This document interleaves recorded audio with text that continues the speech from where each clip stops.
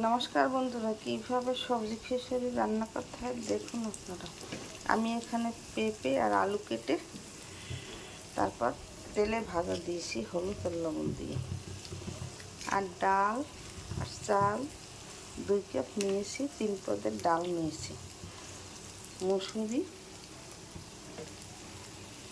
আর খেসুরি আর মুগের ডাল। তারপর আলু আর পেঁপেটাকে হলুদ লবণ দিয়ে ভেজে একটু ভাজা ভাজা হয়ে গেলে তখন আমি পেঁয়াজ আর রসুন কুচি দিয়ে দিয়েছি। তারপর সেটাকে ভাজা ভাজা হলে তারপর আদা বাটা দিয়ে দিয়েছি, গরম মশলা দিয়ে দিয়েছি, গোলমরিচ, লবঙ্গ, দারচিনি, এলাচ দিয়ে দিয়েছি। তারপর সেটাকে ভাজা ভাজা হয়ে গেলে তারপর আমি চালটাকে দিয়ে দিয়েছি, তারপর একটা তেজপাতা দিয়ে দিয়েছি, তারপর কাঁচামরিচ দিয়ে দিয়েছি। এটাকে ভাজা ভাজা করে নিতে হবে। এখন ভাজা ভাজা হয়ে গেছে, তারপর একটু চিনি দিয়েছি 1 চামচ ভাজার সময়, আর লবণ দিয়েছি।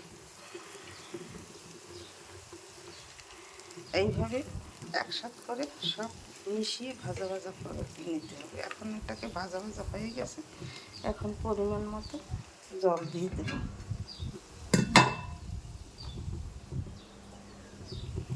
2 কাপ চালে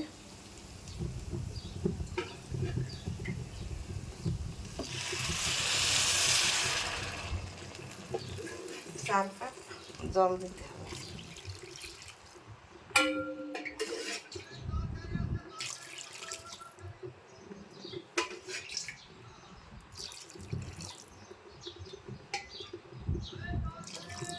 আমি 4 কাপ জল দিয়ে দিয়েছি।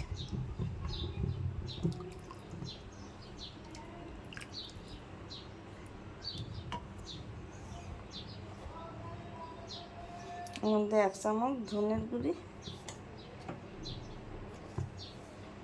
1 চামচ জিরার গুঁড়ি,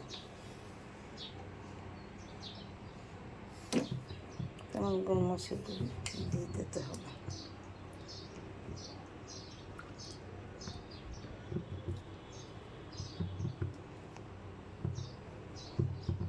মধ্যে 1 চামচ ঘি দিয়ে দিয়েছি। এখন ঢাকনা দিয়ে ঢেকে দিতে হবে। 2 মিনিট পর ফিরে এসেছি। 2 মিনিট পর ফিরে এসেছি, ঢাকনা তুলে দিলাম।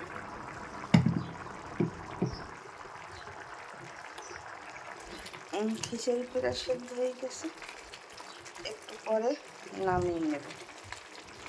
জল একটু টানলে